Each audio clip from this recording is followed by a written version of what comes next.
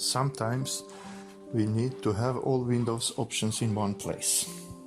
To have all Windows options in one place, we can use a trick known as GodMode, which allows us to create a file, and when we click on that file, you'll have all Windows options grouped in one place. To create this so-called GodMode, we have to create new folder, then rename that new folder with the code exactly as shown here.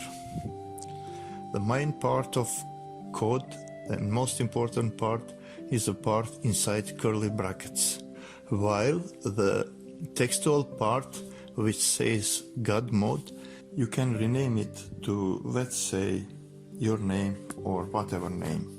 So you have to type this alphanumeric code inside curly brackets exactly as it is shown here on the screen. Or you can copy from the description below this video.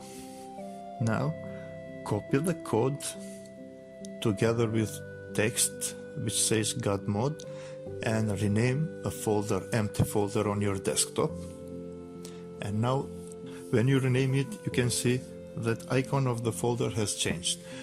Click on that icon and it will open the screen with all Windows options grouped in one place altogether.